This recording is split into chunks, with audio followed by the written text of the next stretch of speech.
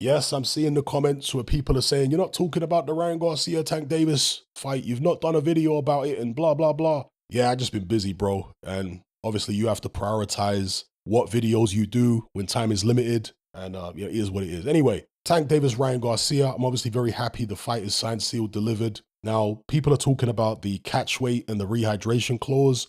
Obviously, I don't like those. Obviously, I would much prefer a fight where both guys are fully hydrated and fighting at whatever weight they like.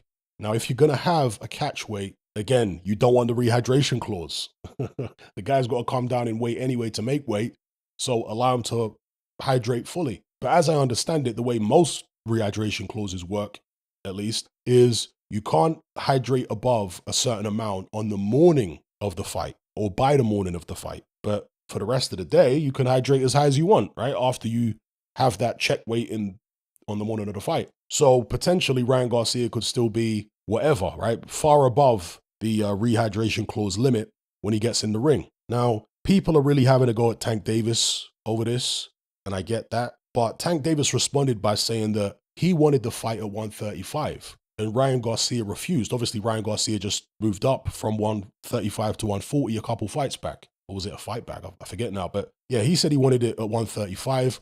Ryan Garcia wouldn't do it. He said Ryan Garcia's people proposed to him that they do it at a catch weight. And, I guess Tank Davis said, okay, we can do it at that catch weight, but I also want the rehydration clause. And, the catch weight is only 1 pound above the lightweight limit. So it shows you that Tank Davis sees this as a dangerous fight. It's a measure of how dangerous an opponent he sees Ryan Garcia as.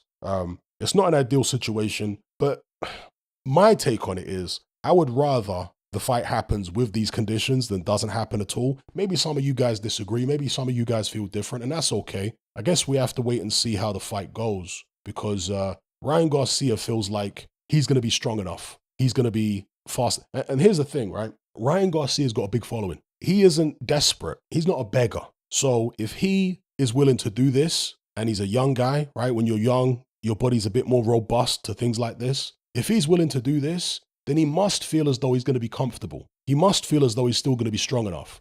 Do you know what I mean? He must know his body well enough. I'm assuming anyway. If you've got a guy who's desperate, a guy who's looking for a payday, a guy who's maybe in the twilight of his career, looking for an opportunity, then yeah, maybe they're going to do things which they're not completely comfortable with, which they're not really confident about, just for the opportunity to get the payday.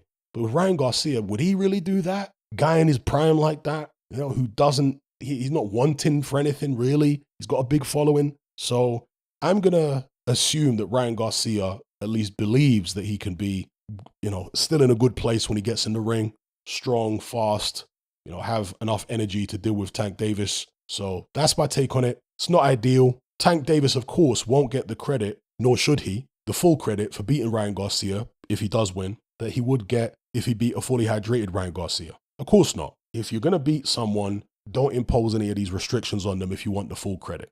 That's the trade-off that Gervonta Davis has to accept. Hope I did just say Ryan Garcia a second ago. That's the trade-off that Gervonta Davis has to accept because Ryan Garcia is making a trade-off here. And obviously, from Gervonta Davis' perspective, he's fighting a much bigger guy, yeah? But be that as it may, there have been fighters in the past who've stepped up and fought bigger guys, and there was no rehydration clause. That's why they get more credit than a guy who does introduce rehydration clauses and catch weights and all this kind of thing, yeah? So that's the trade-off. It is what it is. Let me know what you guys think in the comments.